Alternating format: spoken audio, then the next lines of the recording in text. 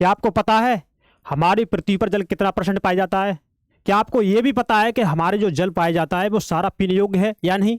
क्या आप ये भी जानते हैं कि जो जल हमारे अमेजन नदी में जो बहता है वह जल हमारे भारत में भी यूज होता है? क्या आप ये भी जानते हैं वो जो जल बहता है उससे कौन कौन सी फसलें उपजाई जाती हैं? क्या उन फसलों का क्या इंपॉर्टेंस है हमारे जीवन के लिए? क्या आप ये भी जानते हैं उस जल के माध्यम से ज्वार भाटा उत्पन्न होते हैं? क्या आप ये भी जानते हैं उसी जल के माध्यम से सागरी तरंग उत्पन्न होती हैं, सागरी धारा उत्पन्न होती है? तो इस मजेदार टॉपिक में हम शुरू करेंगे जल के बारे में। नमस्कार दोस्तों, आप सभी लोगों का नंदिनी आईएएस में स्वागत है। आप हमारे नंदिनी आईएएस के इस चैनल को सब्सक्राइब करेंगे, अपने दोस्तों को शेयर करेंगे और हमारी भी इस वीडियो को लाइक करेंगे। चलिए शुरू करते हैं हम अपने इस 5th नंबर चैप्टर को, जो हमारे क्लास 7th की एनसीईआरटी का चैप्टर है। और इससे पहले हमारे जो चैप्टर हो चुके हैं, आप यहाँ से जो प्लेलिस्ट बनी पड़ी हुई है आप वहाँ से देख लेंगे जल के बारे में। तो जल क्या है? जल, जैसे कि जल हमारे पृथ्वी पर जितना परसेंट पाया जाता है लगभग उतना ही परसेंट जल हमारे बॉडी में पाया जाता है। जल और हमारी बॉडी से अगर आप कल्पना करेंगे तो आप समझ सकते हैं कि जल हमारे लिए कितना इंपॉर्टेंट है। जैसे हमारी पृथ्वी की संरचना देख लेंगे, वैसे आप अपनी बॉडी की संरचना देख लेंगे। तो ये जल के बारे में देखेंगे। देखिए, जल के बारे में सोचने पर आपके मस्तिष्क में क्या चित्र बनते हैं? ये बोल रहे हैं कि जल के बारे में जब भी आप सोचते हैं, समझते हैं, तो अपने मस्तिष्क में क्या चित्र बनते हैं? आपके मस्तिष्क में चित्र आता होगा कि बरसात का जल, आपके मस्तिष्क में चित्र आता होगा कि झीलों में जल, आपके मस्तिष्क में चित्र बनता होगा कि महासागरों जल। हाँ, ये बात सही है, ये भी जल है, लेकिन इसके और भी रूप हम आपको देखेंगे इसमें। देखिए, आप नदी, जलप्रपात, वर्षा की रिमझिम अपने जल के बारे में सोचने लगते हैं। बच्चे वर्षा से भरे गड्ढे में कागज की नाव तिराकर बहुत खुश होते हैं। ये जल के बारे में कल्पना की गई है। आगे देखेंगे इसमें, दोपहर तक गड्ढे में जमा जल गायब हो जाता है। आपने कभी सोचा है कि जो बच्चे नाव, जो कागज की नाव बना के एक गड्ढे में जो पानी भरा होता है उसमें नाव तैराते हैं, क्या आपने यह अनुमान लगाया है कि वो जल गायब कहाँ पहुंच जाता है, कहाँ हो जाता है गायब होकर के, कहाँ चला जाता है? सूर्य के ताप के कारण जल वाष्पित हो जाता है। वो जल जो गायब हो जाता है उसका क्या होता है, जो सूर्य का जो ताप पड़ता है उस ताप के कारण जल गायब हो जाता है, वाष्पित होकर के वायुमंडल में चला जाता है। फिर उसके बादल बनते हैं। जब बादल बनते हैं, जब वो संघनित होता है तो संघनित होकर के फिर वो वर्षा के रूप में पृथ्वी पर वापस आता है। तो ठंडा होने पर जलवाष्प संघनित होकर बादलों का रूप ले लेता है। यहां से यहां वर्षा, हिम अथवा समहिम वृष्टि के रूप में धरती या समुद्र पर नीचे गिरता है। अब देखेंगे, जिस प्रक्रम में जल लगातार अपने स्वरूप को बदलता रहता है, जो भी प्रक्रम होता है, देखिए जो जल का जो प्रक्रम होता है, आपने जल देखा होगा गड्ढे में लहरा रहा होगा वो जल, सूर्य का तप पड़ा, बाष्पित हुआ, आसमान में उड़ गया। जब वो जल आसमान में उड़ गया तो वो उसका बाष्प बूंदें होती है ना, संघनन होकर के बादल बनाती है, बादल बनता है ना, तो फिर वहां से बारिश होने स्टार्ट हो जाती है। क्योंकि वो जब संघनित होता है ना जल वहां पर, तो बारिश की जो बूंद होती है उसमें जो बादल होता है उसमें बारिश की बूंद तैरने लगती हैं।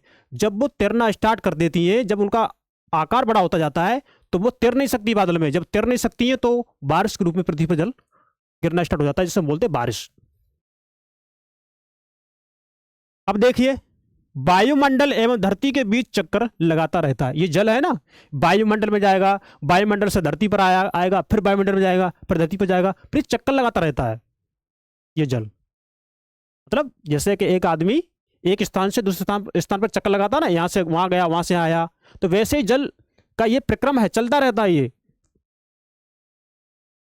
और ये जो चक्कर है इसको क्या बोलते हैं? इसको हम बोलते हैं जल चक्र कहते हैं। क्या कहते हैं? जल चक्र कहते हैं इसको। हमारी पृथ्वी थलशाला के समान है। हमारी जो पृथ्वी की जो कल्पना की गई है, जो समानता बताई गई है, किसके समान? थलशाला के समान। जो जल शताब्दियों पूर्व उपस्थित था वही आज भी मौजूद है। मतलब जो जल पहले उपस्थित था शताब्दियों पूर्व, वो आज भी मौजूद है। समझ रहे हो? जो जल हम पहले पीते थे, शताब्दियों वर्ष पूर्व जो जल पीते थे, वो आज भी हम पी रहे हैं। जो शताब्दियों वर्ष पहले जल जो यूज पहले होता था वो आज भी हो रहा है। क्या ये जल इतने दिनों से चलता रहता है? क्या ये ताजा और पुराना बासा ये नहीं होता? ये इनका प्रक्रम होता रहता है, ये चेंज होते रहते हैं। वही इसमें बताया गया है। देखिए, जिस जल का प्रयोग आज हम हरियाणा के खेत में सिंचाई के लिए कर रहे हैं, हो सकता है क्या, हो सकता है कि वह सैकड़ों वर्ष पहले अमेजन नदी में बहता हो। ये कल्पना है, हो सकता है कि जो हम जल आज हम हरियाणा के खेत में या अपने उत्तर प्रदेश के खेतों में यूज कर रहे हैं, हो सकता है वो जल किसी नदी में बहता हो सैकड़ों वर्ष पहले, हो सकता है। क्योंकि जल का प्रक्रम है, वो एक स्थान से दूसरे स्थान पर ट्रांसपोर्ट होता रहता है, चेंजेस होता रहता है। क्यों? तापमान की वजह से। अब देखिए, अलवड़ जल के मुख्य स्रोत, जो अलवड़ जल है उनके मुख्य स्रोत क्या क्या है? उनके मुख्य स्रोत हैं नदी, ये तालाब होगा यहाँ पर, तालाब, सोते एवं हिमनद। तो इनके माध्यम से नदी का जो ये जल है, नदी का जल हो गया, हिमनद का जल हो गया, या ये तालाब का जल हो गया, ये क्या है? ये जल के स्रोत हैं। तो इनसे हमें जल प्राप्त होता है, ये जल के स्रोत हैं जिसमें वर्षा के रूप में जल प्राप्त होता है। महासागरों एवं समुद्रों का जल लवणीय होता है। लवणीय मतलब जिसमें जो जल हमारे पीने योग्य है ही नहीं है, जिस जल को हम पी ही नहीं सकते, वह जल हमारा लवणीय जल कहलाता है। जैसे कि जिस जल का हम नमक बनाने में यूज करते हैं, इसमें नमक की मात्रा अधिक होती है, उसे हम क्या बोलते हैं? लवणीय जल बोलते हैं। इसमें अधिकांश नमक सोडियम क्लोराइड व या खाने में उपयोग किया जाने वाला नमक होता है ना? जो अधिकांश जो नमक सोडियम क्लोराइड या जो खाने में यूज होने वाला जो नमक होता है, वो नमक होता है इसमें। अब देखिए, इसमें जो चित्र दिखाया गया, चित्र को देख लेते हैं। देखिए, ये इन्होंने दिखाया है जल चक्र के बारे में। अब देखिए, ये जो इसमें जल चक्र दिखाया गया, आप इसे देखेंगे कि ये जो है ना, ये जल का भाग है ना, और ये जल ऊपर से बहता हुआ आ रहा है। देखो यहाँ पे ये आ रहा है ना, ऊपर से बहता हुआ जल इसमें आ रहा है। ये जल ऊपर से, पहाड़ों से ऊपर से बहते हुए इस निचले स्थान पर जल एकत्रित हो रहा है, इकट्ठा हो रहा है। अब ये जल सूर्य का जैसे प्रकाश पड़ता है, जैसे सूर्य का प्रकाश पड़ेगा इस पर, जल वाष्पीकरण होगा। वाष्पीकरण होगा तो क्या होगा? ये वाष्पीकरण होकर के ऊपर की तरफ उठेगा, ये है ना, ये जल ऊपर की तरफ वाष्पीकरण होकर ऊपर की ओर उठ रहा है। जब ये ऊपर की ओर उठेगा तो क्या होगा? यहां जल वाष्पन के रूप में यहां पहुंचेगा, फिर संघनन होगा इसका, ये संघनन हो रहा है इसका। जब संघनन होगा तो क्या होगा? बादलों में जो संघनन की क्रिया है, वो जो बूंदे है ना, बारिश वाली बूंदे, पानी की बूंदे, उनमें जल का रूप धारण करना होगा। जब वो जल का रूप उसमें उपस्थित होगा तो क्या होगा? यहां से बारिश की बूंदें गिरना स्टार्ट हो जाएंगी, पानी गिरना स्टार्ट हो जाएगा, जिसको हम बोलते हैं वर्षण। क्या बोलते हैं? वर्षण। अब ये देखिए, जल ये पर्वतों के ऊपर गिर रहा है ना, पहाड़ों के ऊपर गिर रहा है। अब ये जल एकत्रित होकर के बह करके इस तालाब में फिर आ रहा है, यहाँ पर नीचे तालाब मान लीजिए, सागर मान लीजिए, इसका नाम तो नहीं दे रखा है ना, एक समझने के लिए आप तालाब मान लीजिए या सागर मान लीजिए, जो भी आप मानो। फिर ये जल यहाँ से बह करके, यानी बह करके इसमें आ जाता है। फिर ये गर्म हुआ, फिर ऊपर पहुंचा, फिर संघनन हुआ, फिर वर्षण हुआ, फिर ऊपर गया। देख, ये क्या है? ये एक चक्कर है। क्या ये साइकिल है? एक इस साइकिल का पहिया आपने देखा होगा ना, घुमाते हैं साइकिल, तो जैसे बाल बड़ी लगी होती है ना, घूम घूम के वहीं पर आ जाती है। सेम कंडीशन मान लीजिए आप, यही जल चक्र है, कोई और कुछ नहीं है इसमें। तो अगर हम ज्योग्राफी को समझना चाहते हैं तो दोस्तों समझेंगे कैसे? जब इसको हम अपने जीवन चक्र से रिलेट करेंगे, यकीन मानिए। अब देखिए, थोड़ा इसमें थलसाला बताया गया है, थोड़ा हम देख लेते हैं, क्योंकि हम एनसीईआरटी में हम हर शब्द को पढ़ रहे हैं। और आप यकीन मानिए, यहां से आपके जब प्री देने जाएंगे या प्री की कोई भी एग्जाम देंगे आप, उसमें आपको यहां से जल्द से एक क्वेश्चन मिल जाता है, और पिछली बार यूपीएससी में पूछा गया है। अब देखिए, अपनी थलसाला बनाए, है ना, पिछली बार जो भी यूपीएससी की एग्जाम हुई है उनमें से किसी एक सेट में इसमें से एक क्वेश्चन बना है आपके इन समरी धाराओं में से। इसमें जो धाराएं बनती है ना, सागरी धाराएं जो बनती हैं, उनमें से क्वेश्चन बना हुआ है। आप चाहो तो जो PYQ हैं, प्रीवियस के जो क्वेश्चन पेपर हैं, आप उनसे पता कर सकते हैं, देख सकते हैं। इसलिए ये जो चैप्टर है आपके लिए इंपॉर्टेंट है। अब देखिए, थलसाला, एक बड़े जार के 1/4 भाग में मिट्टी भरकर उसे अच्छी तरह दबा दे। क्या कर दे? दबा दे। इसके ऊपर ह्यूमस की एक पतली परत लगाएं। ह्यूमस की पहले सबसे बड़े पौधे लगाएं, तदुपरांत उसके चारों ओर छोटे पौधों को व्यवस्थित करें। पहले तो बड़ा पौधा लगा दे, फिर उसके पास आसपास छोटे छोटे पौधे लगा दे। इसमें जल की फुहार छिड़ककर जार को बंद कर दें। इसमें जल की फुहार लगा दी और फुहार लगा के जार को ऊपर से बंद कर दिया। पत्तियों एवं मिट्टी के द्वारा बाष्पित जल संघनित होकर जल की बूंदों के रूप में नीचे गिरता है। जब आप देखें, जब उसको जार को बंद कर देते हैं तो उसमें जो पत्तियों के द्वारा जो जल छोड़ जाता है या वो जल होता है जो बूंदों के रूप में जार से नीचे टपकने लगता है, तो वही स्थिति इसमें बताई गई है ना, थलसारा के बारे में। कुछ खास नहीं है, आप समझ रहे होंगे। अब देखिए,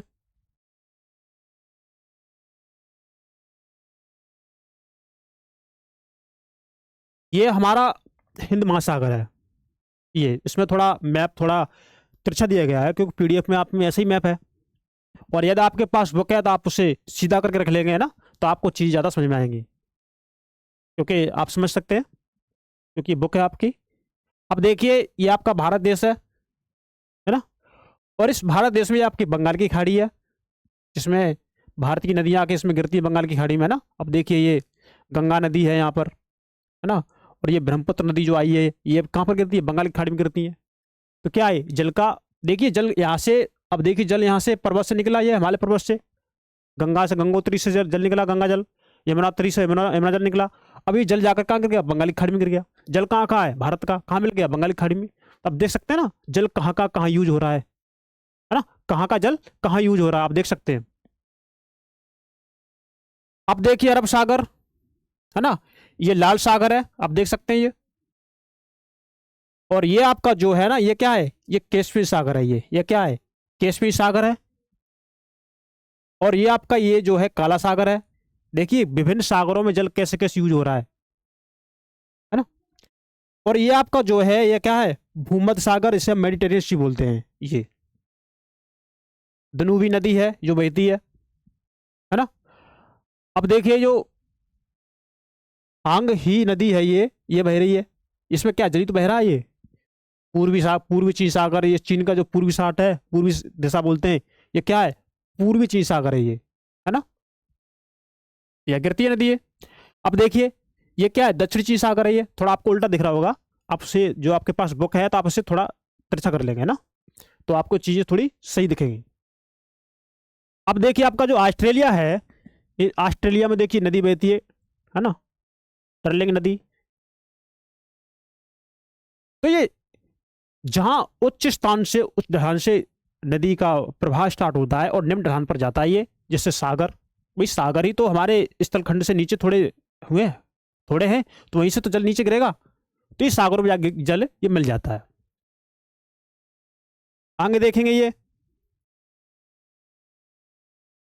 नाजर नदी है। ये नाजर नदी आपके यहाँ से निकलती है और ये आपके गींग की खाड़ी में गिर जाती जाके ये।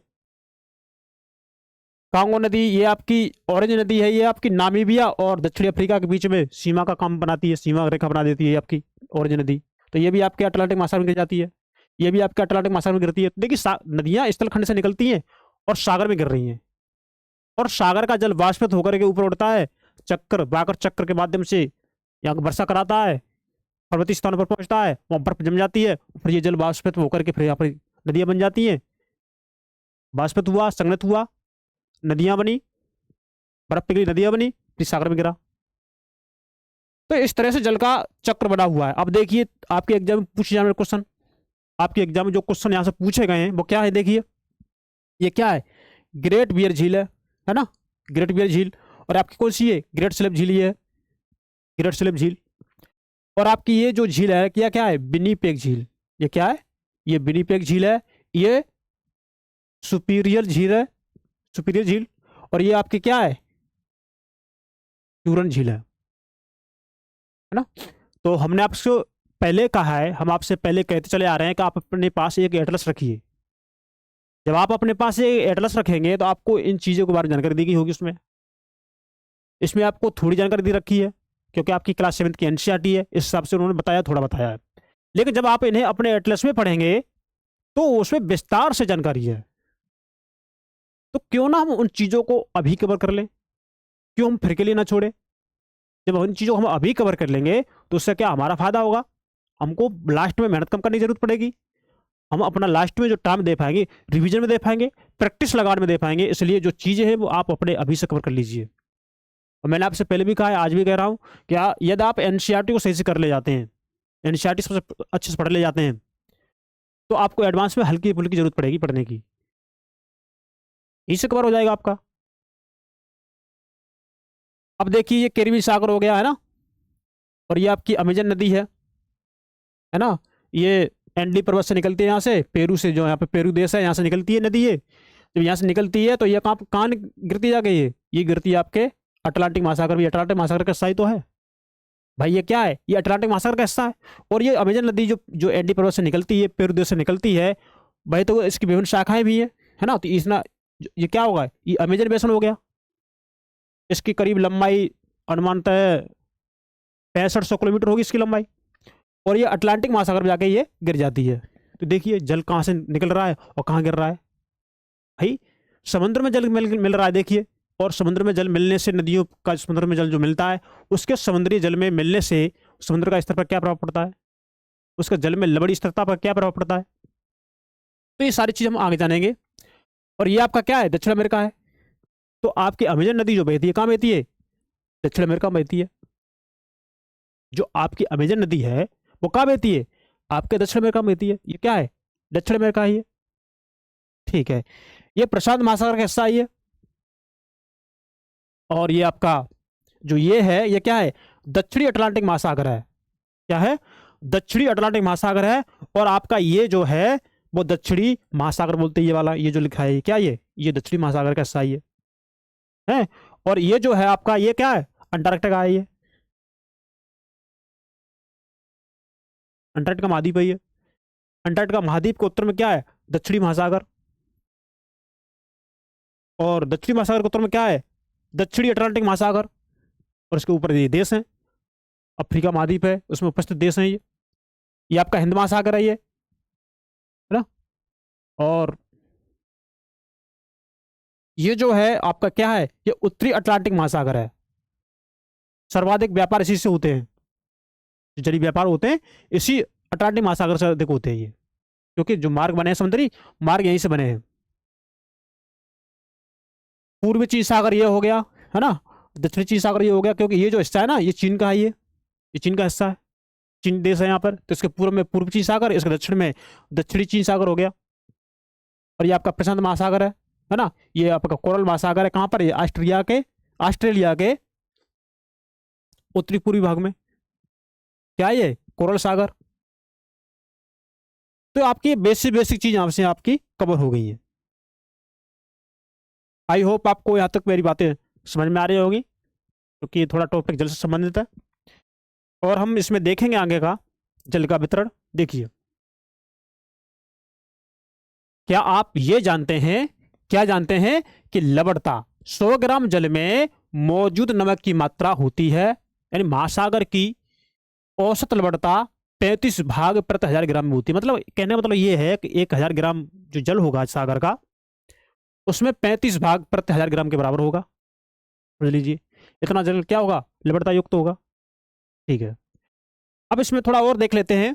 क्या आप जानते हैं कि इजराइल के मृत सागर में 340 ग्राम प्रति लीटर लवणता होती है। देख लीजिए कितना ज्यादा है। कहाँ, इजराइल के मृत सागर में। ये इंपॉर्टेंट है, आपसे नोट कर लीजिए, है ना। पर आप कहेंगे कि सर ने पाया तो था लेकिन हमें पता नहीं है। यदि आप नोट्स बना रहे हैं, यदि आप शॉर्ट नोट्स बना रहे हैं, तो आप इस जो ये टर्म है ना, आप इसको नोट कर लीजिए। देखिए, इजराइल के मृत सागर में जो 340 ग्राम प्रति लीटर लवणता होती है, 340 ग्राम, देखिए कितना अधिक है ना। और यहाँ कितना है, यहाँ 35 भाग प्रति 1000 ग्राम है, देखिए। और यहाँ कितनी है, इजराइल के मृत सागर में 340 ग्राम प्रति लीटर लवणता होती है। ये तो सीखने को मिल रहा है। 13 किस्में फिलअप कर सकते हैं, क्योंकि नमक की अधिकता से सघन बना देती है। नमक की जो अधिक मात्रा क्या कर देती है, सघन बना देती है। आई होप यहाँ तक की जो लिखी हुई बातें हैं और जो हमारे द्वारा समझाई हुई बातें हैं वो आपको समझ में आई होंगी। ठीक है, यदि आपको कोई चीज समझ में नहीं आती है तो आप भारत के नागरिक हैं और आपको अधिकार है संविधान का आर्टिकल 21 जानने का अधिकार है ना।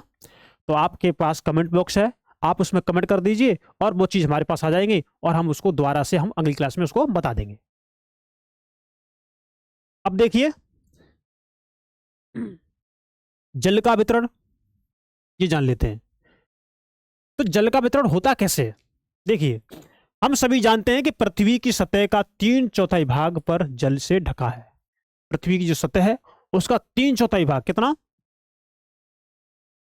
3/4 भाग जल से ढका है ना, 3/4 भाग। यदि धरती पर थल की अपेक्षा जल अधिक है, आप सभी लोग जानते हैं कि पृथ्वी पर जो भी थल है और थल से अधिक क्या है, जल है। तो पृथ्वी पर या धरती पर थल की अपेक्षा जल अधिक है तो अनेक देशों में जल की कमी का सामना क्यों करना पड़ता है, आप ये बताओ। आप सभी लोग जानते हैं और नहीं जानते हो तो आपको यहां से पता चल गया होगा कि हमारी पृथ्वी पर जो थल है ना, जहां पर हम सभी लोग रहते हैं, उससे अधिक भाग पर क्या है, जल है।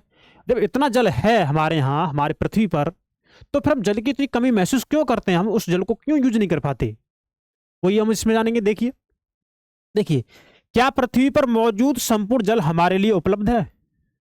क्या पृथ्वी पर जो मौजूद जो संपूर्ण जल है, पृथ्वी पर जो भी संपूर्ण जल है, तो वो संपूर्ण जल हमारे लिए उपलब्ध है? निम्नलिखित तालिका में जल का वितरण का प्रतिशत दिया गया है। जो तालिका दे रखी है इसमें जल का जो भी प्रतिशत जो परसेंटेज है वितरण में वो उसमें दिखाया गया है। देखिए महासागर में जल कितना है, 97.3%, ये महासागर में जल है ना। अब देखिए बर्फ छत्र जो बर्फ के रूप में कितना है, 02.0%।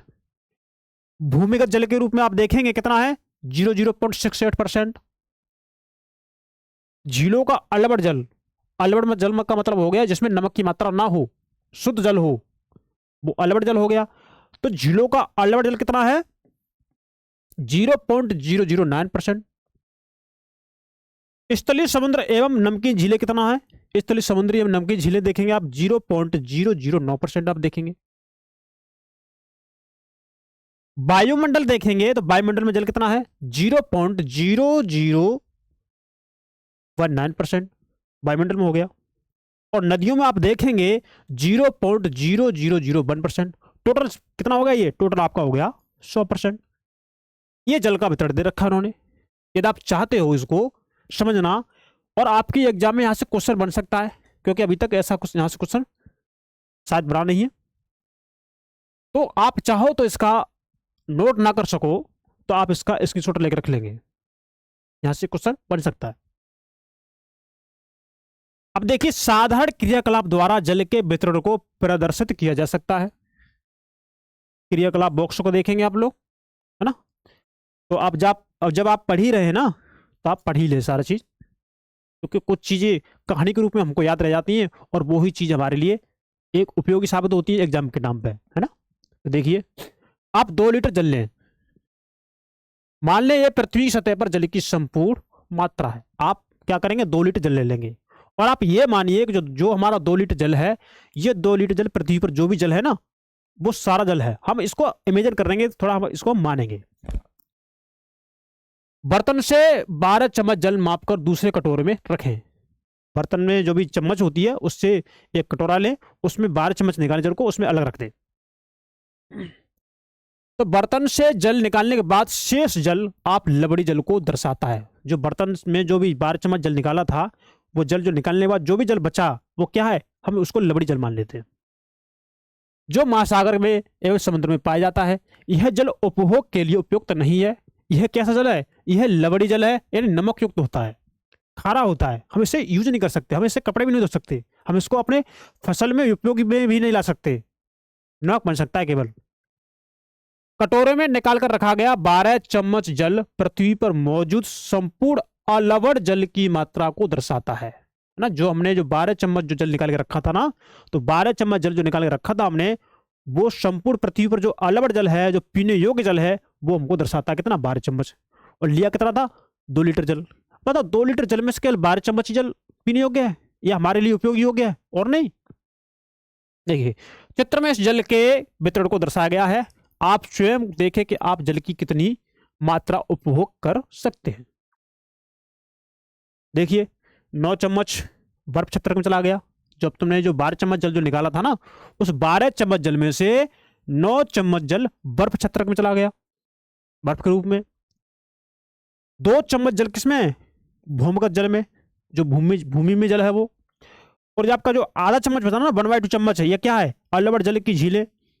और जो आपका जो 1 बूंद बचेगा वो क्या है, 1 बूंद में आपकी नदियां सिमट गई, है ना। तो क्या ये आपका अलवड़ जल का वितरण है। तो आप यहां से कल्पना कर सकते हैं इन चीजों की, है ना।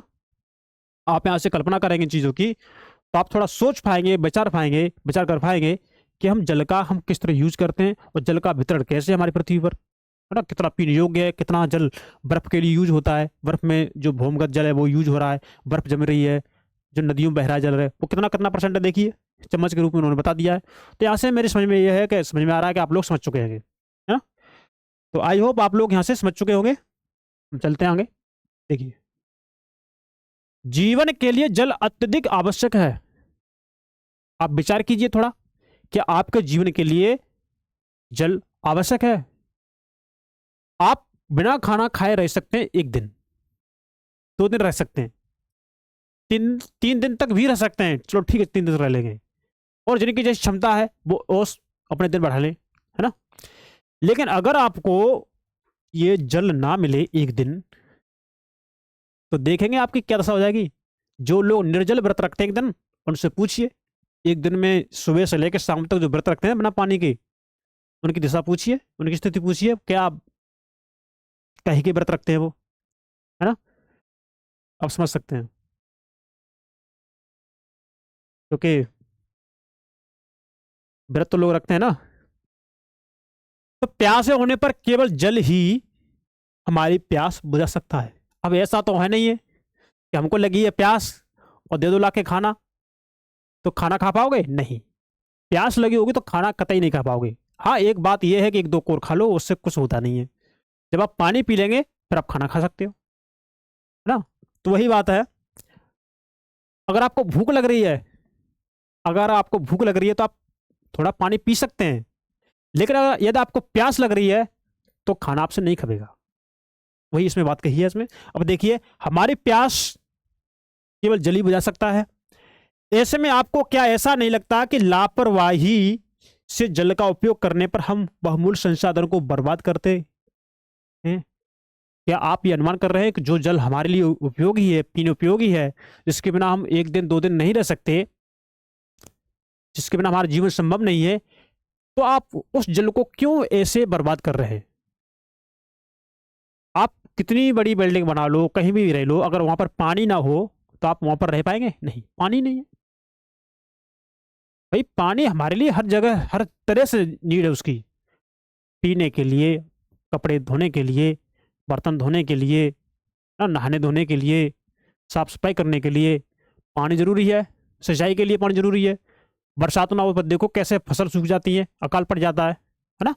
तो इसलिए हमारे लिए क्या है, एक पानी जरूरी है। आई होप आपको मेरी बात समझ में आ रही होगी, ठीक है।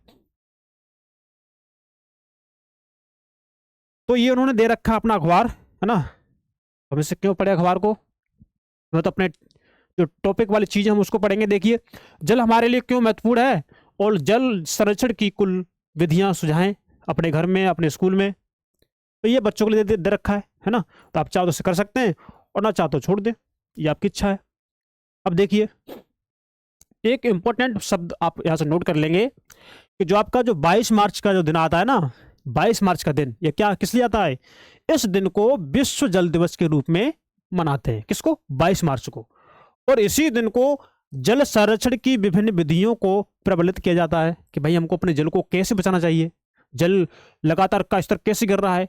कहीं कहीं पर तो भाई बिल्डिंग बनी खड़ी है, जल ही नहीं है, दिक्कत हो रही है, आप समझेंगे, है ना। अब देखेंगे हम अपना महासागरीय परिसंचरण। आई होप आपको मेरी बात समझ में आ रही होंगी। अब देखिए महासागरीय परिसंचरण क्या होता है। समुद्री तट पर नंगे पैर चलने से कुछ जादू सी अनुभूति होती है ना। आप में से कोई शायद समुद्री तट पर गए होंगे, समुद्र के किनारे जो भी गांव बसे हुए हैं या शहर बसे हुए हैं या जो लोग खेती करते हैं वहां पर, तो लोगों ने अनुभव किया होगा कि जो समुद्र के किनारे एक बालू जैसा टीला जो टिब्बा होता है जिसे हम पुलिन बोलते हैं, उस पर जो उसमें नमी होती है उस पर नंगे पैर चलेंगे। आप नंगे पैर चलेंगे उधर से आपको ठंडी ठंडी हवा लग रही है ना। पक्षी वहां पर, समुद्री पक्षी वहां पर घूम रहे हैं, है ना। और उसमें जो वायु आ रही है उसमें अलबड़िया महक है उसमें। तो आप उस स्थिति को आप अनुभव करेंगे तो आपको कैसा लगेगा? बहुत अच्छा लगेगा, है ना, अच्छा महसूस होगा।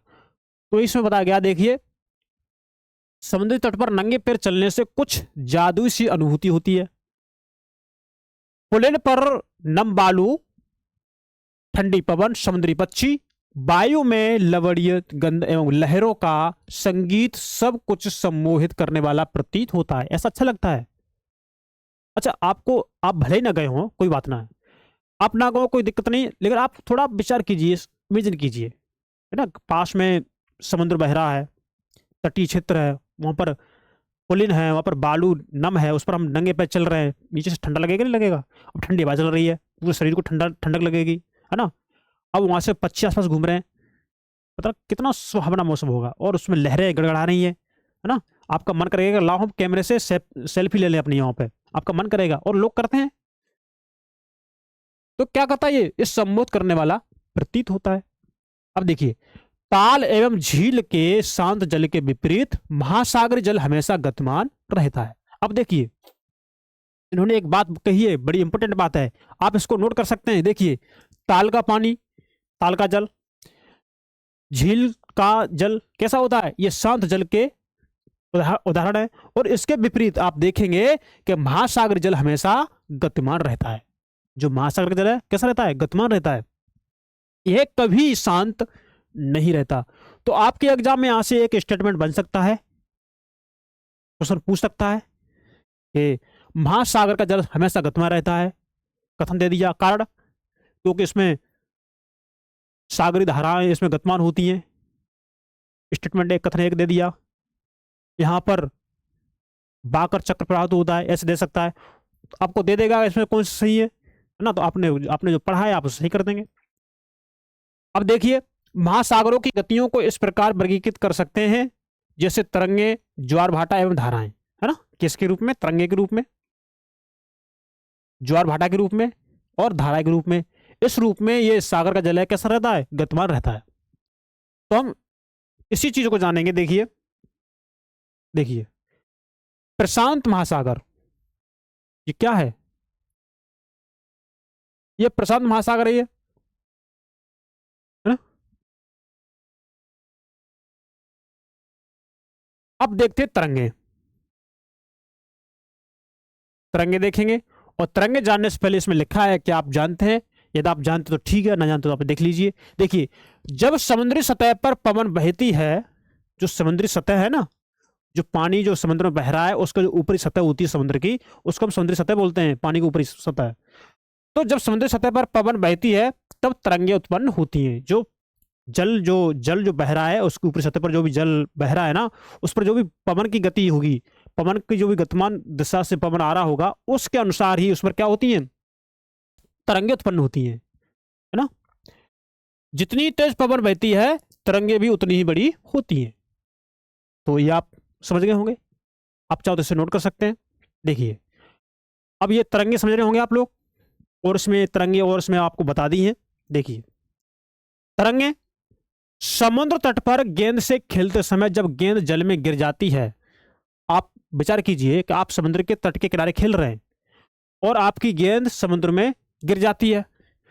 तो जब आपकी गेंद समुद्र में गिर जाती है तो क्या होता है? यह दृश्य बहुत ही मनोरंजक होता है। तो आप उस गेंद को निकालने नहीं जाते कि कैसे तरंगों के साथ गेंद तट पर वापस लौट आती है। जैसी तरंग आती है वैसे ही वो गेंद वापस तट पर आ जाती है। जब महासागरीय सतह पर जल लगातार उठता और गिरता रहता है तो इन्हें तरंगे कहते हैं। जो महासागरीय सतह है ना, महासागर का ऊपर जल का हिस्सा, जो सतह होता है ऊपर का जो जल है ना, जल बह रहा है, उसको ऊपरी जो सतह होती है वो, उस पर जल कैसा उठता रहता है, गिरता रहता है, उठता रहता है, गिरता रहता है। तो ये प्रक्रिया चलती रहती है सागरों में, इसको बोलते हैं तरंग, है ना। अब देखिए ये चित्र है, तो ये सागर का तल है ना, इस सागर तल पर देखिए कैसे हवा बह रही है और कैसे जल ऊपर उठ रहा है ना। जल ऊपर उठ गया, फिर नीचे गिरेगा, फिर हवा आएगी, फिर तरंग बनेगी, फिर जल ऊपर उठेगा, फिर नीचे गिरेगा। ऐसे ये क्रिया होती रहती है महासागर के जल के तटों पर, है ना। अब देखिए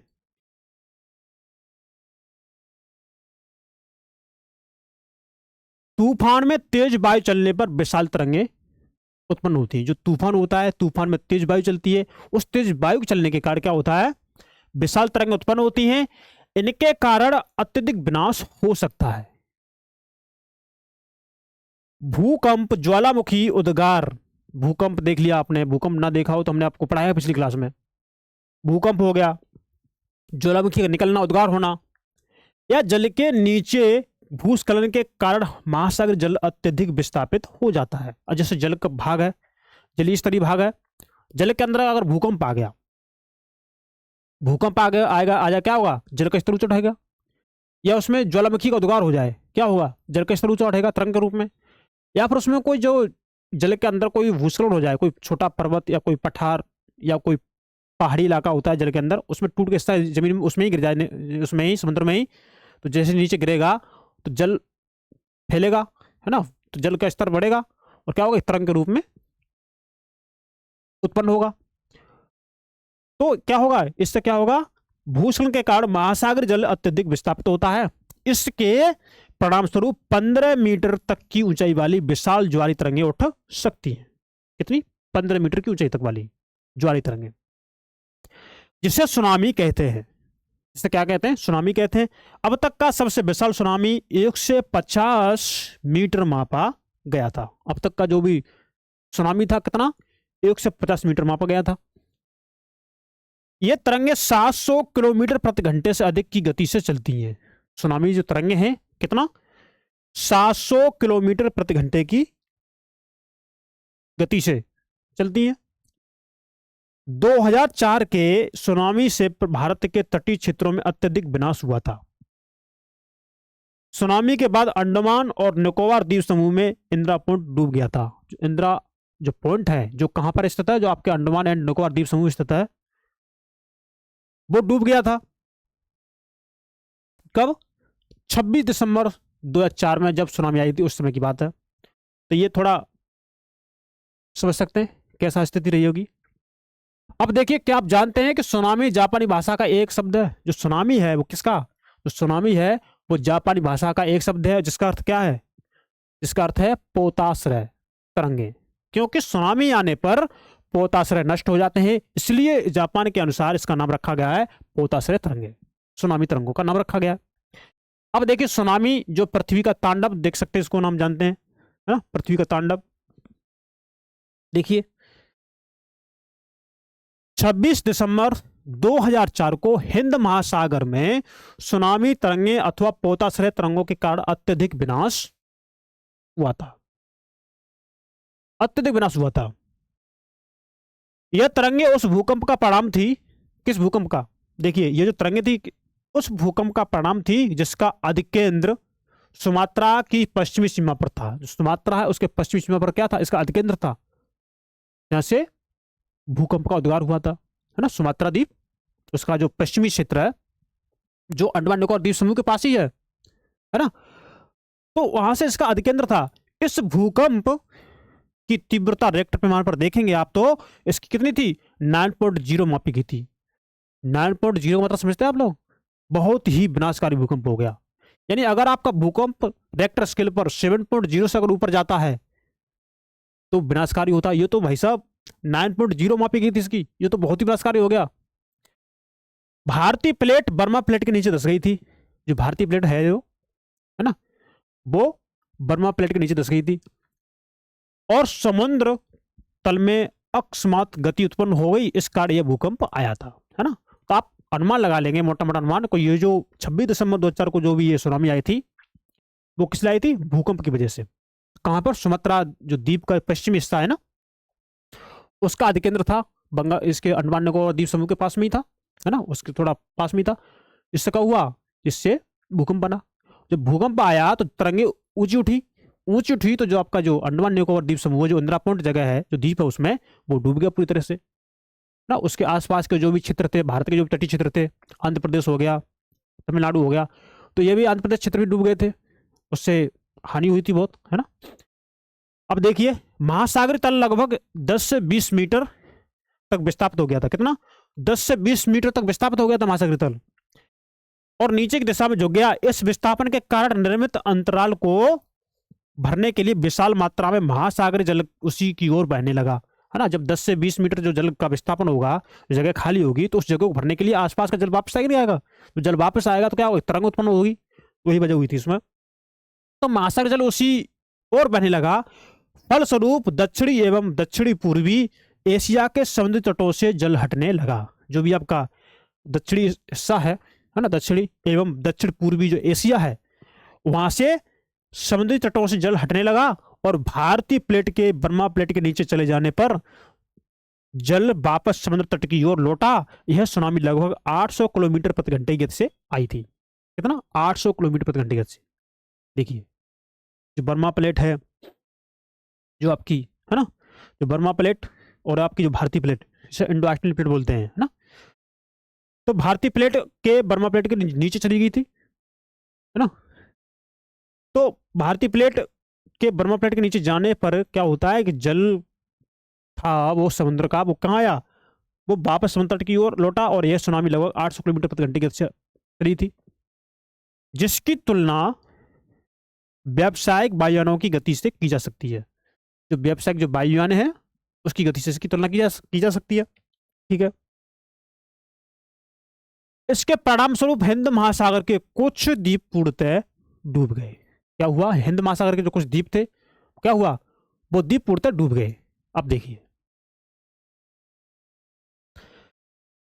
भारतीय सीमा का धुर दक्षिणी बिंदु इंदिरा पॉइंट, जो अंडमान निकोबार द्वीप समूह का हिस्सा है ना, जो इस तरह पूरी तरह से ये डूब गया था।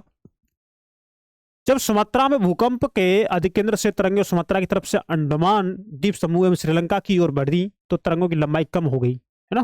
तरंगों की लंबाई कम हो गई, जल की गहराई भी कम होने के साथ साथ इनकी गति भी 700 से लेके 900 किलोमीटर प्रति घंटे से 70 किलोमीटर प्रति घंटे तक रही, मतलब काफी कम हो गई थी, है ना। तो समुद्र तट से सुनामी तरंगें 3 किलोमीटर तक की गहराई तक गई, जिनके फलस्वरूप 10,000 से भी अधिक लोगों की इसमें मृत्यु हो गई थी। 10,000 लोग काफी है ना। 1 लाख से अधिक घर प्रभावित हुए थे। भारत में आंध्र प्रदेश के तटीय प्रदेश, तमिलनाडु, केरल, पुडुचेरी तथा अंडमान और निकोबार द्वीप समूह सर्वाधिक ये प्रभावित हुए थे। तो जो सुनामी आई थी ना, इससे 26 दिसंबर सन 2004 को, जो भारतीय प्लेट जो बर्मा प्लेट के नीचे धस रही थी, जिसके कारण क्या हुआ था, भूकंप आया था। कहां पर? सुमात्रा द्वीप के पश्चिमी सिरे पर, वहां का अधिकेंद्र था। वहां से भूकंप की किरणें चारों तरफ फैली, समुद्र में क्या हुआ, तरंग उत्पन्न हुई, जिससे क्या हुआ, ये जो आपके तटीय प्रदेश है, आपके तमिलनाडु हो गया, आंध्र प्रदेश हो गया, केरल हो गया, पुडुचेरी हो गया, है ना, और आपका अंडमान निकोबार हो गया, ये प्रभावित हो गए थे। यद्यपि पहले से भूकंप का अनुमान लगाना संभव नहीं है, फिर भी बड़ी सुनामी के संकेत 3 घंटे पहले मिल सकते हैं, है ना। इन्होंने कहा है कि अगर भूकंप का अनुमान लगाना संभव नहीं है, तो भी सुनामी के जो संकेत हैं वो हमको 3 घंटे पहले मिल सकते हैं। प्रशांत महासागर के प्राथमिक चेतावनी की ऐसी प्रणालियां क्रियाशील हैं। कैसी? ऐसी प्रणालियां क्रियाशील हैं, लेकिन हिंद महासागर में ये सुविधाएं नहीं है। हिंद महासागर में ये सुविधा नहीं है। प्रशांत महासागर की तुलना में हिंद महासागर में सुनामी कभी कभी ही आती है, क्योंकि यहाँ भूकंप की क्रिया बहुत कम होती है। कहां पर? आपके हिंद महासागर में, जो आपके दक्षिणी भारत का, दक्षिणी जो भारत है, जो उसकी दक्षिणी दिशा में स्थित है, हिंद महासागर। अब देखिए इसमें तमिलनाडु का तट ये दिखाया गया है ना। तमिलनाडु के तट पर सुनामी द्वारा विनाश देख सकते हैं, गाड़ी देख सकते हैं, पेड़ है ना, ये मकान वगैरह, ये देखिए नाव वगैरह देख सकते हैं कैसे विनाश हुआ। वहाँ की फसलें खराब हुई होंगी, वहाँ के मकान बिल्डिंग खराब हुई होंगी, वहाँ के फैक्ट्रियाँ तो खैर छोड़िए, वो अलग बात है। वहाँ पर कार वगैरह, वो भी जो भी आपका कंस्ट्रक्शन का काम होगा, वो खत्म हुआ होगा, पुल ब्रिज वगैरह खत्म हुए होंगे, बिजली के लट्ठे वगैरह खत्म हुए होंगे, है ना, यातायात सुविधाएं बाधित हुई होंगी, संचार सुविधाएं बाधित हुई होंगी, इलेक्ट्रॉनिक सुविधाएं बाधित हुई होंगी, तो ये सारी चीजें वहां पर प्रभावित हुई होंगी। इससे क्या हुआ, नुकसान ही तो हुआ। अब देखिए, दिसंबर 2004 में जिस सुनामी ने दक्षिण एवं दक्षिण पूर्वी एशिया के तटों पर तबाही मचाई, वह पिछले कई वर्षों की सर्वाधिक विनाशकारी सुनामी थी, है ना। हिंद महासागर में निरीक्षण आरंभिक चेतावनी की प्रणालियों एवं हिंद महासागर के तटीय निवासियों में जागरूकता की कमी के कारण जीवन एवं संपत्ति की अत्यधिक क्षति हुई। सुनामी आने का प्रथम संकेत यह होता है कि तटीय क्षेत्र से जल तेजी से कमी आती है। जो तटीय क्षेत्र में जल है उसमें क्या आती है, कमी आती है तेजी से। अगर आप कहीं समुद्र किनारे पर जा रहे हैं, आप एक प्रैक्टिकल मान लीजिए, आप कहीं जा रहे हो घूमने, जाते हैं लोग समुद्र किनारे, है ना, जाते हैं तो घूमने, यदि आप वहां पर जा रहे हो तो आप जो वहां का जल स्तर है ना समुद्र किनारे पर तटों का, यदि उसमें स्तर में अचानक कमी आती है तो आप समझ लीजिए कि वहां पर सुनामी आने वाली है और आप सतर्क हो सकते हैं। और फिर विनाशकारी तरंगें उठने लगती हैं। जब तट पर ऐसा हुआ था तो लोग ऊंचे स्थानों पर जाकर उसे अचंभे को देखने के लिए तट पर एकत्र होने लगे। जब वहां पर जब लोग 26 दिसंबर वाले दिन वहां पर लोग गए थे ना देखने के लिए, जब समुद्र में स्तर था, तट क्षेत्र में स्तर था समुद्र का, वो कम हो गया अचानक से, 10 से 20 मीटर कम हो गया। लोगों देखा और ये जल कैसे कम हो गया, जल कैसे कम हो गया। लोग चढ़ गए ऊंचे स्थान पर देखने के लिए, लेकिन उसके थोड़ी देर बाद क्या देखते हैं, सुनामी आ जाती है, उससे वो भी लोग मारे गए, है ना। तो ये थोड़ा देख सकते हैं आप लोग। इसके फलस्वरूप जब सुनामी की विशाल तरंग आई तो बड़ी संख्या में उत्सुक खड़े दर्शकों की मृत्यु हो गई थी। जो लोग देख रहे थे ना वो लोग भी मर गए। भाई पानी आएगा वापस तो धीमे धीमे थोड़ी नहीं आएगा, एकदम तेजी से आएगा। आएगा कैसे, लहर के रूप में, तरंग के रूप में। सुनामी आई थी तो वो भी लोग मारे गए। अब देखिए, ये तो हमने देख लिया 26 दिसंबर 2004 को जो आपके अंडमान निकोबार द्वीप समूह में इंदिरा पॉइंट जो द्वीप था, वो जो सुनामी आई थी उससे डूब गया था। और उस सुनामी के आने से आपके जो भी भारत के जो भी तटवर्ती क्षेत्र हैं, जैसे आपका आंध्र प्रदेश हो गया, तमिलनाडु हो गया, केरल हो गया, पंचेरी हो गया, वो क्षेत्र कैसे प्रभावित हुए थे। वहां पर लाखों लोग तो नहीं कहेंगे, वहां पर लाखों रुपयों की, करोड़ों रुपयों की वहां की जो संपत्ति थी वो नष्ट हो गई थी। हजारों लोग वहां पर मारे गए थे। तो वो चीज से हम इसमें सीख सकते हैं कि सुनामी हमारे लिए कितना विनाशकारी है। वहां की यातायात सुविधाएं बाधित हो गई थी, वहां पर जो भी बिजली इलेक्ट्रॉनिक थी वो सप्लाई वो बंद हो गई थी, वहां पर संचार व्यवस्था थी वो बंद हो गई थी, लोगों को खाने की व्यवस्था से सामना करना पड़ा, वहां की फसलें नष्ट हो गई थी, पानी पानी हो गया था वहां पर। तो वहां पर इस स्थिति को आप देख सकते हैं कि आपके सुनामी आने से क्या हानि हो सकती है। तो हमने सुनामी पढ़ा दी है। अब हम यहाँ पर देखेंगे आपका ज्वार भाटा। क्या, ज्वार भाटा। देखिए, ज्वार क्या होता है, भाटा क्या होता है। देखिए, ज्वार भाटा दिन में 2 बार आता है, यानी 12 घंटे 26 मिनट के अंतराल पर एक ज्वार भाटा आया, फिर 12 घंटे 26 मिनट के अंतराल पर फिर दूसरा ज्वार भाटा आया, यानी 24 घंटे 52 मिनट में, 24 घंटे 52 मिनट के अंत में इनके अंतर्गत 2 ज्वार भाटे आते हैं। तो क्या है, ये दिन में 2 बार नियम में महासागर जल का उठना एवं निगरना क्या होता है, ज्वार भाटा कहलाता है। जो महासागर का जल है, महासागर का जल ऊपर उठेगा, ऊपर उठा, देखिए अब ये मान लेते हैं ये हमारा महासागर का जल है, ये हमारा महासागर का जल है ना। अब ये जल ऊपर उठ रहा है, मानो चलो ये जल ऊपर उठ गया, ये ऊपर उठ गया, ये क्या हो गया आपका, ये आपका ज्वार हो गया, ज्वार हो गया ये आपका। अब जल ये उठ करके वापस तल पर गिर गया। जो जल उठकर वापस तल पर गिर जाता है इसको बोलते हैं भाटा। क्या बोलते हैं, भाटा।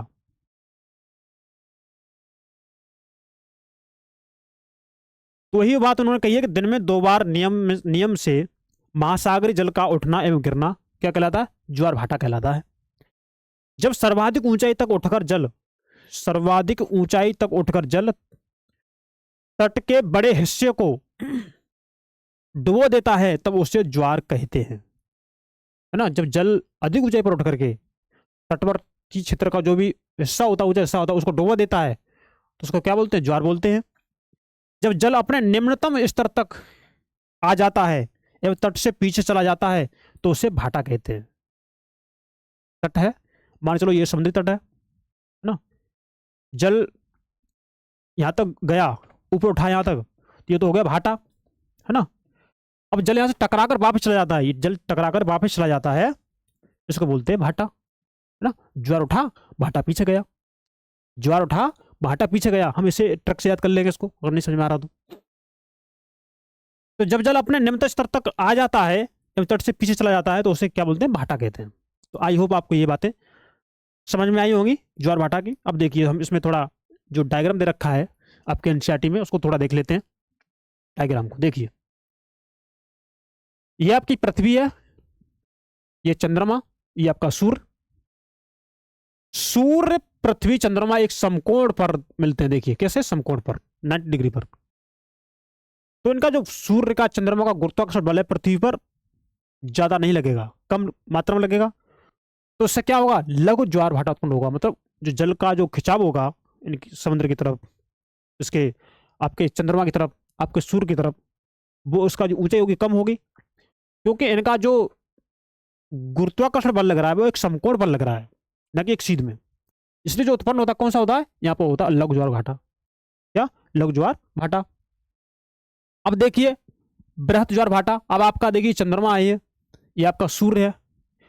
सूर्य और चंद्रमा आपके पृथ्वी पर दोनों एक समानांतर रेखा में, एक सीध में क्या कर रहे हैं, बल लगा रहे हैं, गुरुत्वाकर्षण बल लगा रहे हैं। जिससे क्या होगा, पृथ्वी का जो भी जलीय क्षेत्र वो अधिक मात्रा में ऊपर उछाल लेगा। तो जिससे क्या बनेगा आपका, इससे बनेगा बृहत ज्वार भाटा। यही स्थिति इस पर है आपकी। देखिए पृथ्वी है, चंद्रमा है और सूर्य है, यहाँ पर इनसे क्या बनता है, यहाँ से यह आपका बृहत ज्वार भाटा बनता है। अब हम इसको थोड़ा पढ़ लेते हैं। देखिए, सूर्य एवं चंद्रमा के शक्तिशाली गुरुत्वाकर्षण बल के कारण पृथ्वी की सतह पर ज्वार भाटे आते हैं। किसके कारण आते हैं, सूर्य एवं चंद्रमा के शक्तिशाली गुरुत्वाकर्षण बल के कारण पृथ्वी की सतह पर जो ज्वार भाटे आते हैं वो इसी वजह से आते हैं। जब पृथ्वी का जल चंद्रमा के निकट होता है, पृथ्वी का जल, ये जल है ना, ये जल, ये पृथ्वी का जल जो चंद्रमा के निकट होता है ना, निकट होता है, तो उस समय चंद्रमा के गुरुत्वाकर्षण बल से जल अधिक अभिकर्षित होता है, जिसके कारण उच्च ज्वार आते हैं। पूर्णिमा एवं अमावस्या के दिनों में सूर्य, चंद्रमा, पृथ्वी तीनों एक सीध में होते हैं। जैसे कि आपको ये दिख रहे हैं, है ना, ये आपको दिख रहे हैं, एक सीध में तीनों। कब, आपके पूर्णिमा और अमावस्या के दिन। तो पूर्णिमा एवं अमावस्या के दिनों में सूर्य, चंद्रमा, पृथ्वी तीनों एक सीध में होते हैं, और इससे समय इस समय सबसे ऊंचे ज्वार उठते हैं, है ना। सबसे ऊंचे ज्वार इसी समय आते हैं जब सूर्य, चंद्रमा, पृथ्वी तीनों एक साथ एक ही सीध में होते हैं। इससे अधिक गुरुत्वाकर्षण बल लगता है, और इसी समय क्या होता है, ये आपके सबसे ऊंचे ज्वार उठते हैं इस समय। इस ज्वार को क्या बोलते हैं, इस ज्वार को बोलते हैं बृहत ज्वार कहते हैं। लेकिन जब चांद अपने प्रथम एवं अंतिम चतुर्थांश में होता है, तो चांद एवं सूर्य का गुरुत्वाकर्षण बल विपरीत दिशाओं में महासागर जल पर पड़ता है। परिणाम स्वरूप निम्न ज्वार भाटा आता है। देखिए, आप देखेंगे यहाँ पर, है ना, यहाँ पर ये निम्न ज्वार भाटा आ रहा है। ऐसे ज्वार को लघु ज्वार भाटा कहते हैं। उच्च ज्वार नौ संचालन में सहायक होता है। जो उच्च ज्वार आता है ना, नौ संचालन, मतलब जो नाव वगैरह चलाई जाती है, जो नाव जो चलाई जाती है उसको बोलते हैं हम उच्च ज्वार के माध्यम से नौ संचालन होना। तो ये जो उच्च ज्वार है वो नौ संचालन में सहायक होता है। ये जल स्तर को तट की ऊंचाई तक पहुंचाते हैं। जल स्तर है, जल स्तर को कहां तक पहुंचाएंगे, तट की ऊंचाई तक पहुंचाएंगे। ये जहाज को बंदरगाह तक पहुंचाने में सहायक होते हैं। उच्च ज्वार मछली पकड़ने में भी मदद करते हैं, है ना। जब उच्च ज्वार आएगा, जब उच्च ज्वार आएगा तो तट के किनारे जो मछलियां होंगी वो उसके साथ आएंगी, है ना। जो जहाज आ रहे हैं वो जल्दी से पहुंचेंगे। यहाँ से इससे उच्च ज्वार से बिजली भी बनाई जाती है, देखते हैं। तो उच्च ज्वार मछली पकड़ने में भी मदद करते हैं। उच्च ज्वार के दौरान अनेक मछलियां तट के निकट आ जाती है ना। इसके फलस्वरूप मछुआरे बिना कठिनाई के मछलियां पकड़ पाते हैं। आप देखते हैं ना कि जो मछुआरे हैं जो समुद्र के किनारे घूमते रहते हैं, तटवर्ती क्षेत्रों में घूमते रहते हैं, ले लेके अपना नेट वगैरह, तो उनके लिए तो आसानी होगी ना, उनको तो बिना मेहनत किए वो मिल गया, यही ज्वार आया, ज्वार के साथ छोटी छोटी मछलियां, बड़ी बड़ी मछलियां आई, वो पानी आया, पानी तो वापस चला गया, भाटा के माध्यम से वापस चला गया, और मछलियां उसी पर रहेंगी, कुछ गई वापस, कुछ रहेंगी उस पर। तो जो मछुआरे हैं उनको तो फायदा हो गया ना। अब देखिए कुछ स्थानों पर ज्वार भाटे से होने वाले जल के उतार चढ़ाव का उपयोग विद्युत उत्पन्न करने के लिए किया जाता है, तो इससे विद्युत भी बनाई जाती है। तो आप समझ सकते हैं आपके ज्वार भाटे का कितना उपयोग है, कितने फायदेमंद है ना। लेकिन सुनामी को आप देखे, आपने सुनामी देखी होगी, कितना हानिकारक हुई है ना। 26 दिसंबर 2004 की घटना आप याद करेंगे, कितने लोग मारे गए, कितने लाखों करोड़ों रुपए की संपत्ति बर्बाद हुई थी, आप समझ सकते हैं। तो ज्वार भाटा और सुनामी में आप लोग अंतर थोड़ा रखेंगे, है ना। अब देखिए महासागरीय धारा देखेंगे। देखिए हमने यहां पर सुनामी समझ ली है, ज्वार भाटा हमने समझ लिया। अब हम समझेंगे आपके महासागरीय धाराएं। ये थोड़ा कॉन्सेप्ट वाली चीज है, इसको थोड़ा ध्यान से सुनेंगे। ज्वार भाटा में क्या होता है कि हाँ, पानी का स्तर ऊपर उठा, समुद्र का जो तटवर्ती क्षेत्र वहां तक पानी पहुंचा, ज्वार हो गया, पानी वहां से वापस गया, भाटा हो गया। ये कॉन्सेप्ट ठीक है। सुनामी आप देखेंगे कि भूस्खलन हुआ, या भूकंप आया, या ज्वालामुखी उद्गार हुआ, या जो आपके जो 26 दिसंबर को जो भी आपकी सुनामी आई थी, अंडमान निकोबार द्वीप समूह में जो इंदिरा पॉइंट जो जगह है वो डूब गया था। वो वजह क्या हुआ था कि भारतीय प्लेट बर्मा प्लेट के नीचे चली गई थी, जिससे समुद्र स्तर गिर गया था। और जो समुद्र स्तर 10 से 20 मीटर गिर गया था, उसको पानी, उसको भरने के लिए पानी ऊपर से नीचे आएगा। जब पानी ऊपर से नीचे आएगा तो क्या होगा, एक तरंग के रूप में तरंग बनेगी। जब तरंग बनेगी तो एक सुनामी का रूप होगा वो, जिससे लोगों को क्या हुआ, नुकसान हुआ, मारे गए लोग। तो ये हमारे थे बेसिक कॉन्सेप्ट है। ये जो हमारा है महासागरीय धाराएं, जो महासागरीय धाराएं जो हमारा कॉन्सेप्ट है, ये थोड़ा हमारा कॉन्सेप्ट वाला कॉन्सेप्ट है, यहाँ पर थोड़ा ध्यान देंगे। तो थोड़ा क्रियाकलाप है, उसको थोड़ा देख लेते हैं। जो भी क्रियाकलाप है उसको देखेंगे। देखिए एक बाल्टी को नल के पानी से 3/4 भरें। एक बाल्टी है, बाल्टी को थोड़ा खाली करके भरिए, बाल्टी के एक और निमज्जन छड़ डालकर पानी को गर्म करें, है ना। एक छड़ डालेंगे, इससे क्या करेंगे, उसको पानी को गर्म करेंगे। और दूसरी ओर फ्रिज से निकली बर्फ डालें और एक बूंद लाल स्याही डालकर संवहन की प्रक्रिया के द्वारा धारा के मार्ग का निरीक्षण कीजिए। अब देखेंगे कैसे धारा उसमें बहती है। जो आप लाल स्याही डालेंगे ना उसमें, उससे मालूम पड़ जाएगा आपका। अब देखिए, यदि आपको हमारी ये क्लास अच्छी लगती है तो आपसे हमारी रिक्वेस्ट है कि आप हमारे नंदिनी आईएएस के इस चैनल को सब्सक्राइब करेंगे, और इस वीडियो को, इस सेशन को लाइक करेंगे, और इसको अपने दोस्तों में भेजेंगे, जिससे क्या होगा, आपकी जो इंपॉर्टेंट चीज़ें हैं, जो कॉन्सेप्ट हैं, जो लोगों के पास भी पहुंच सकें। तो प्लीज़ आपसे रिक्वेस्ट है, आप हमारे इस वीडियो को लाइक करेंगे, और आप अपने दोस्तों को शेयर करेंगे, और आप अपने इस संस्थान, नंदिनी आई संस्थान के जो यूट्यूब चैनल है, इसको सब्सक्राइब करेंगे। इतना आप लोग हमारा थोड़ा कहना मानिए। तब हम चलते हैं, देखिए महासागरीय धाराएं की तरफ। देखिए महासागरीय धाराएं निश्चित दिशा में महासागरीय सतह पर नियमित रूप से बहने वाली जल की धाराएं होती हैं। निश्चित दिशा में बहेगी, महासागरीय सतह पर बहेंगी, और नियमित रूप से बहेंगी। ये तो नियमित रूप से बहने वाली जल की धाराएं हैं। कौन सी? सागरीय धाराएं।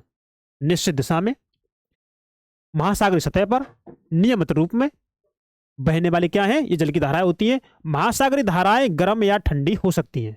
महासागरीय जो धाराएं होंगी वो ठंडी होंगी और गर्म भी होंगी।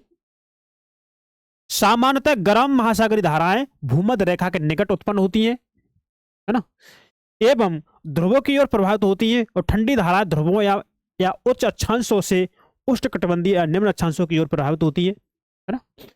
तो इस बात को थोड़ा मैं यहाँ पे बता दूं।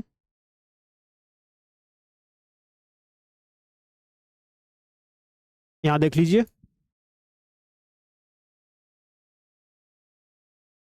है ना, ये आपका विषुवत रेखा है।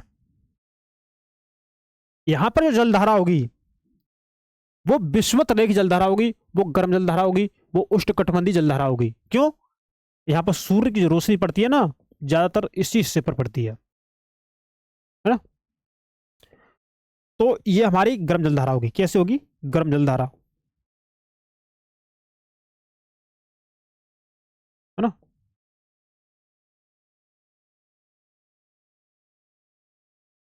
और यहां से जो जलधारा होगी ना ध्रुव की तरफ से, ये आपकी ठंडी जलधारा होगी। क्यों? क्योंकि वो आपका जो ध्रुव है ना, वो बर्फ से ढका हुआ है, वहाँ ठंडा इलाका है, वहाँ सूर्य की रोशनी पहुंच ही नहीं पाती। कभी कभी पहुंचती है, लेकिन कभी कभी तो बिल्कुल ही नहीं पहुंचती, तिरछी पहुंचती है, इसलिए यहाँ पर ठंडी जलधारा होती है।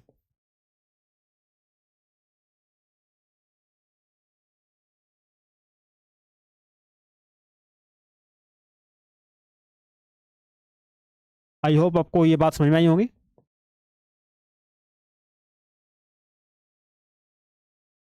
तो ठंडी धाराएं ध्रुवों या उच्च अक्षांशों से, ये ध्रुव हो गए, इसको हम उच्च अक्षांश भी बोलते हैं, तो उच्च अक्षांशों से उष्णकटिबंधीय या निम्न अक्षांशों की ओर प्रवाहित होती है, यहां से लेके इस साइड में, यानी उच्च अक्षांशों लेके निम्न अक्षांशों की तरफ प्रवाहित होती है। कौन सी? ठंडी जलधारा उष्णकटिबंधीय क्षेत्रों की तरफ प्रवाहित होती है ना।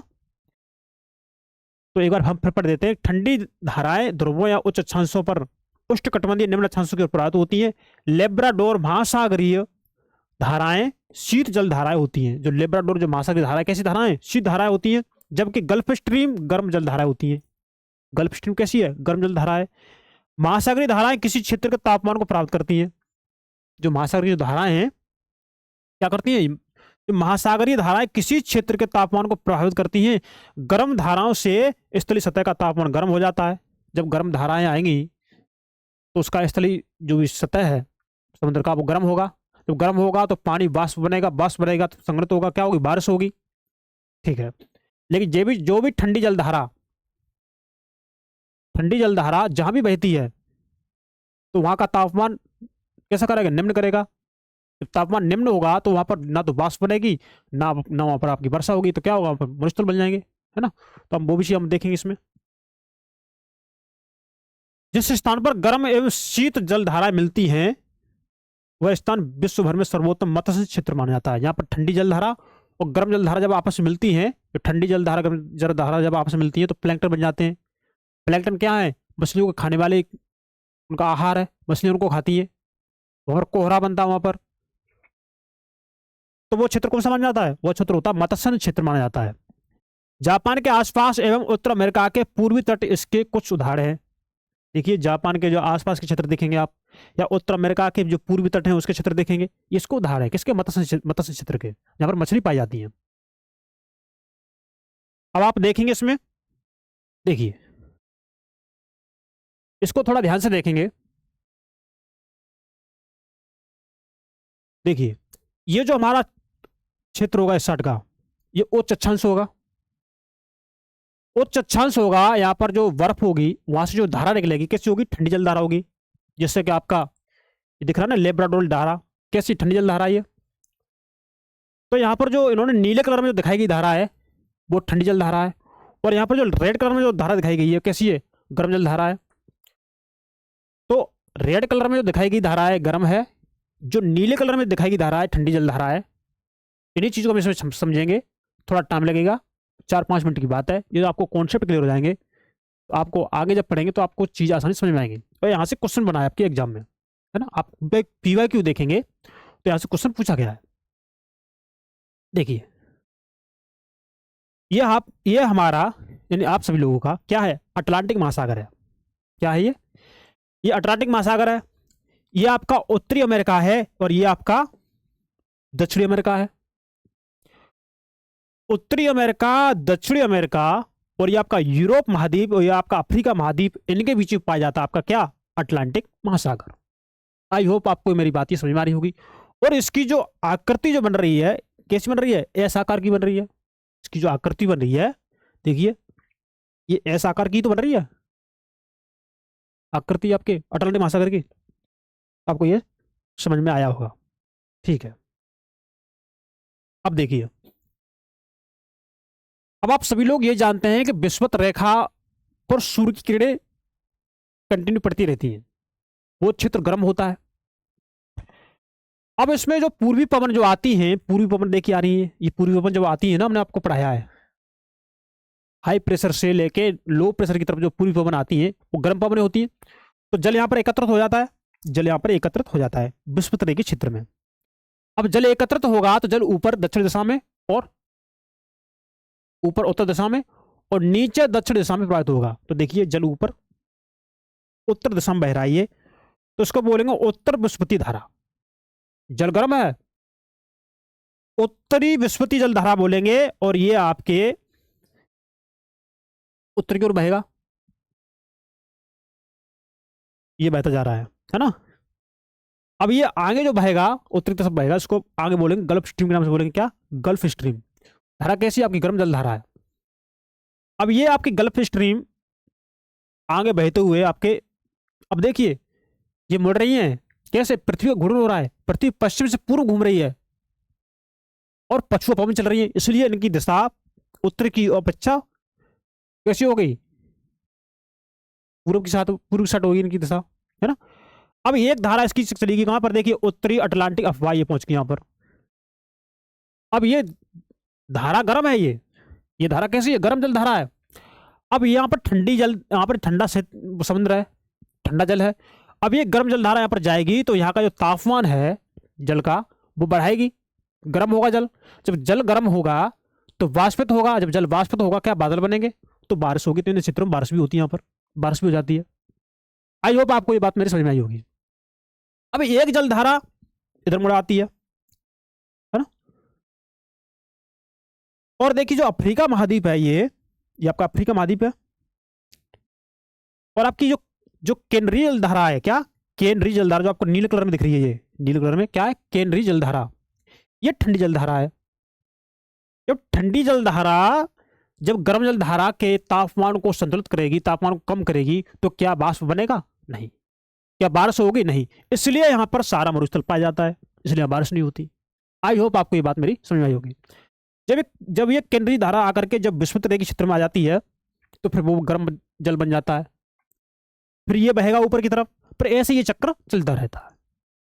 तो एक बात इसमें और देखेंगे आप, ये आपकी जो लेब्राडोर जलधारा है ना, लेब्राडोर जलधारा, ये लेब्राडोर जलधारा आपकी ठंडी जलधारा है। कैसी है? ठंडी जलधारा। ठंडी जलधारा है और आपकी गर्म जलधारा, ये यहाँ पर आकर क्या होता है, जब आपस में टकराती है ना, ये जब टकराती है तो यहाँ पर कोहरा बन जाता है, यहाँ पर प्लैंकटन पाए जाते हैं, यहाँ पर मत्स्य केंद्र यानी यहाँ पर मछली अधिक मात्रा में उत्पन्न होती है, मछली पाई जाती है यहाँ पर अधिक मात्रा में। जब मछली पाई जाती है तो मछली के साधन होंगे वहाँ पर, है ना। मछली का अचार, मछली का आटा, जो भी मछली से आजीविका चलाई जाती है वो सारी चीज़ यहाँ पर पाई जाती है इस क्षेत्र में, है ना। तो आई होप ये बात आपको समझ आई होगी।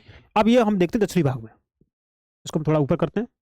अब देखिए ये आपका अफ्रीका महाद्वीप का दक्षिणी हिस्सा है, ये आपका दक्षिण अमेरिका है। इन दोनों के बीच में क्या है? देखिए ये विषुवत रेखा की जलधारा क्या करते है, ये ब्राजील के क्षेत्र से टकराती है ना। एक भाग यहां पर आया, ये ब्राजील जलधारा के क्षेत्र में आया, यहाँ पर है ना, ब्राजीलियन धारा के रूप में आया, और ब्राजील जलधारा के रूप में आया, टकरा करके जैसी पृथ्वी पश्चिम से पूर्व घूम रही है, इधर पछुआ पवन चल रही है, तो ये इसका दिशा चेंज हो जाएगी। कैसे हो जाएगी? पूर्व की साइड में हो जाएगी, है ना। तो पश्चिमी वायु अफवाह बोलेंगे इसको हम, पश्चिमी वायु अफवाह, ठीक है। और ये जो आपका जो अफ्रीका महाद्वीप का ये दक्षिण पश्चिम हिस्सा है, यहाँ पर जो नामीबिया कालाहारी मरुस्थल बनते हैं, यहाँ पर ही क्या बनते हैं? यहाँ पर ही नामीबिया कालाहारी मरुस्थल बनते हैं यहाँ पर ही, क्योंकि ये ठंडी जलधारा, ये बेरजुला जलधारा यहाँ के तापमान को ठंडा कर देती है। यहाँ का पानी जब ठंडा हो जाता है तो ना ही पानी गर्म होगा, ना ही बाष्पन होगा, और ना ही वर्षा होगी। जब ना बाष्पन होगा ना वर्षा होगी तो क्या होगा? सूखा पड़ेगा।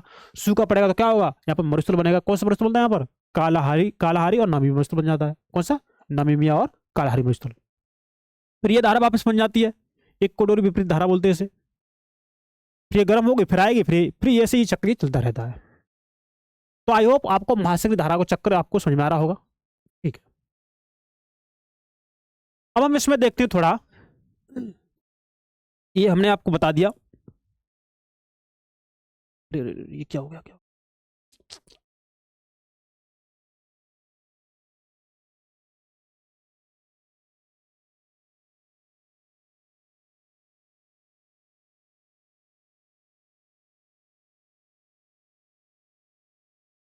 अभी हमने देख लिया ये। अब हम देखेंगे प्रशांत महासागर के बारे में।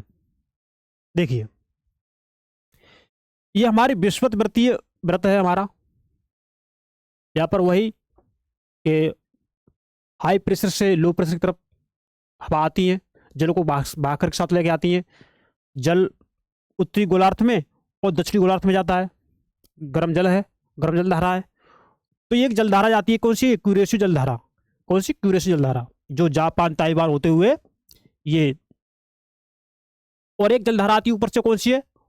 ओयासियो जलधारा, ये ठंडी जलधारा है ना। तो जब गर्म जलधारा ठंडी जलधारा से जब मिलती है, जब टकराती है, तो क्या होता है? वहां पर कोहरा उत्पन्न होता है, प्लैंकटन पाए जाते हैं, मछली उत्पादन केंद्र बन जाते हैं वहां पर, उनसे संबंधित जो गतिविधियां वो होती हैं। तो ये इसका थोड़ा भाग दिखाया गया, इसमें देखेंगे बाद बाकी का। देखिए अब ये इसमें देखेंगे, अब ये जो धारा जो बह रही है ना, ये आपके अलास्का की तरफ जाएगी। जो अलास्का की तरफ जाएगी ये धारा, ये तो अलास्का का जो ठंडा क्षेत्र है वहां पर गर्म जल जाएगा, आज गर्म जल धारा जाएगी, तो वहां का जो तापमान गर्म होगा, पानी भाप बनेगा, यहाँ बारिश होगी इस क्षेत्र में, है ना। अब उधर से ऊपर से जो आती है कौन सी धारा? कैलिफोर्निया जल धारा। तो कैलिफोर्निया जल धारा जब आती है तो यहाँ के तापमान को ठंडा करेगी, पानी वाष्प नहीं बनेगा, ना कोई बारिश होगी, यहाँ पर सूखा पड़ेगा। फिर ये वापस आती है, विस्फोटी धारा में आकर मिल जाती है, फिर यही चक्र आपका चलता रहता है ना। यही स्थिति यहाँ पर है आपके विस्फोटी दक्षिणी भाग में देखेंगे, आपके प्रशांत महासागर में। ये आपका विस्फोटी विपरीत धारा हो गई है आपकी, और आपके पश्चिमी वायुप्रवाह की वजह से ये आपके दिशा चेंज होगी इसकी, पृथ्वी गुणन हुआ पश्चिम से पूर्व। फिर ये हम्बोल्ट जल, जो हम्बोल्ट है जो पेरू क्षेत्र में, ये इसका तापमान ठंडा होगा। तापमान ठंडा होगा, जब तापमान ठंडा होगा तो ना तो जल इसमें वाष्प बनेगा, ना ही बारिश होगी, तो क्या होगा? यहाँ पर भी सूखा पड़ेगा, है ना।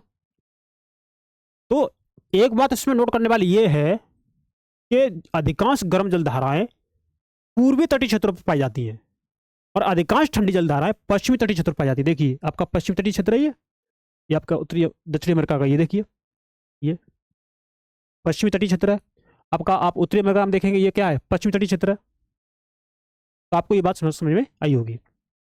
अब आप देखेंगे विषुववृत्तीय धारा, देखेंगे आप ना, कहां पर? आपके हिंद महासागर में। तो आपको पता है कि आपके हिंद महासागर में उतना चक्र नहीं बन पाता। क्यों नहीं बन पाता? क्योंकि यहाँ पर स्थलीय भाग पाए जाते हैं। देखिए हाँ, यहाँ पर क्या स्थलीय भाग है, तो यहाँ पर जो गतिविधि उत्पन्न होती है वो कौन सी होती है? मानसून वाली उत्पन्न होती है। देखिए ये कौन सी गति है? मानसून वाली। पश्चिमी वायुप्रवाह हुआ, जो पश्चिमी ऑस्ट्रेलिया जो धारा है कैसी है? ठंडी जल धारा है ये। और आपकी जो कोगला जल धारा, गर्म जल धारा है। तो जो विषुवतीय विपरीत धारा है ये कैसी गर्म जल धारा है ना। और जो आपके हिंद महासागर में जो गतिविधि उत्पन्न हो रही है, जो 0 अक्षांश से थोड़ा ऊपर बढ़ेंगे अपने यहाँ पर, तो अपने यहाँ पर मानसून होते हैं। तो आपके यहाँ पर जो मानसून होते हैं, जो उत्तर आपके दक्षिण पश्चिमी मानसून आपके उत्तर पूर्व की तरफ जाते हैं। अगर जब आप उत्तर पूर्वी जो मानसून जो आते हैं वो आपके दक्षिण पश्चिमी तरफ जाते हैं। तो बस आपको इसमें इतनी सी बात कही गई है, और उसमें थोड़ा ये लिखा है, देखिए जहां गर्म एवं ठंडी जलधारा मिलती हैं वहां कोहरे वाला मौसम बनता है।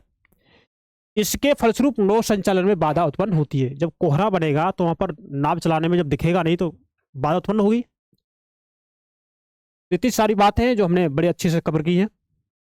तो आई होप आपका आज के जो भी डाउट क्लियर हुए होंगे। अगर आपकी कोई भी दुविधा रह जाती है तो आपके सामने कमेंट बॉक्स है, आप अपने विचारों को लिखेंगे उसमें और हमें भेजेंगे। तो आज की चीज़ों को हमने अच्छे से कवर किया है, चीज़ों को समझा है। मिलते हैं नेक्स्ट क्लास में, तब तक आप हमारे इस चैनल पर बने रहिए। और हमारी जो वीडियो अगर आपको अच्छी लगती है तो आप इसे लाइक करेंगे, और हमारे जो नंदिनी IAS का जो यूट्यूब चैनल है इसको आप लोग सब्सक्राइब करेंगे और अपने दोस्तों को भेजेंगे। मिलते हैं नेक्स्ट क्लास में। नमस्कार, थैंक यू, धन्यवाद।